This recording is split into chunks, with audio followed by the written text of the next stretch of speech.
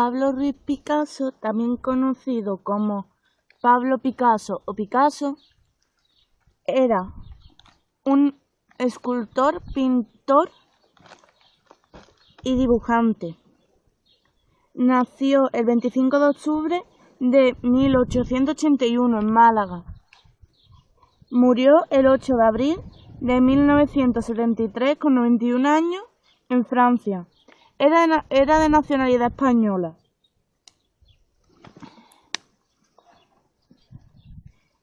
Y era uno de los creadores, juntos a Georges Braque, del movimiento cubista. Era uno de los mayores artistas del siglo XX. Participó desde la génesis en muchos movimientos artísticos que se propagaron en el mundo y tuvo más de 2000 obras presentadas en museos y colecciones. ¿Pero qué son las señoras Sauvignon? La señorita Sauvignon fue creado por Pablo Ruiz Picasso en 1907. Sus dimensiones son de 243,9 por 233,7 centímetros. Está pintada al óleo sobre lienzo y está en el Museo de Nueva York. Este cuadro es del procubismo y fue uno de los cuadros más esenciales para crear el cubismo. ¿Qué es el cubismo? El cubismo fue creado en 1907, encabezado por Pablo Ruiz Picasso. Y el cubismo se basaba en hacer pequeños cubos formando figuras. Y esas figuras eran cuadros. La frase típica que más dijo Pablo Ruiz Picasso sobre el tema era: cuando hacíamos cubismo no queríamos hacer cubismo, solo intentábamos expresar lo que sentíamos. Ahora quiero agradecerle por haberme ayudado a hacer este vídeo a Tamara Huerta, Antonio Bejarano, Carlín y Aarón Vázquez Ramos. Bueno, os vengo a hablar de la obra La rueda de bicicleta por Marcel Duchamp. Más que nada vamos a hablar de la biografía de este artista francés. Nació el 28 de julio de 1887 en Francia y falleció el 2 de octubre de 1968 a los 81. Bueno, vamos a ir al pasado y a conocer la vida de este artista francés. Como sus hermanos mayores e influencia de su abuelo, Marcel asistió a clases de dibujo en el liceo. Trató de imitar a sus hermanos en el estilo de sus dibujos en sus primeras apariciones. ¡Como mi hermana!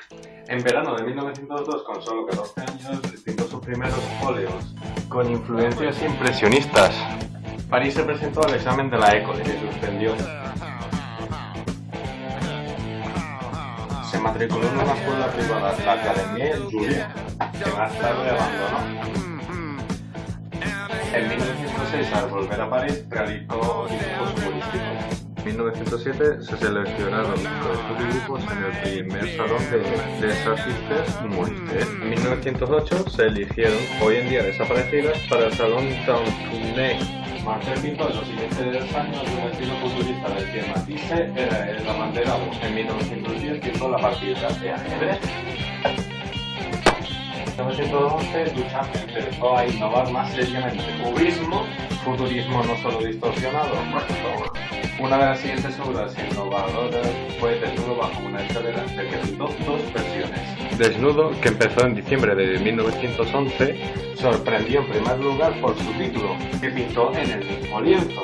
Duchamp mostró la idea del movimiento poniendo imágenes superpuestas sucesivamente.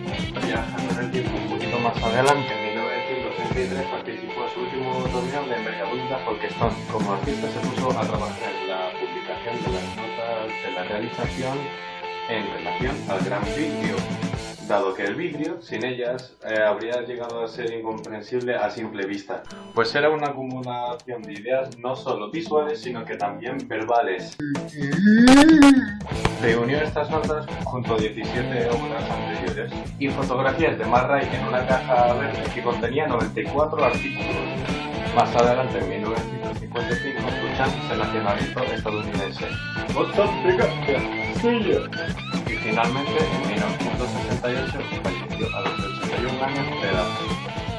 Bueno, y esto ha sido todo.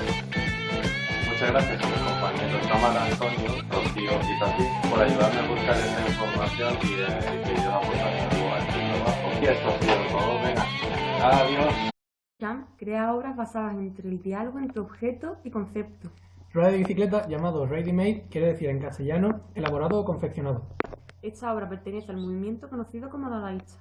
Fue elaborada por Marcel Duchamp, uno de los autores más relevantes de la época en 1913.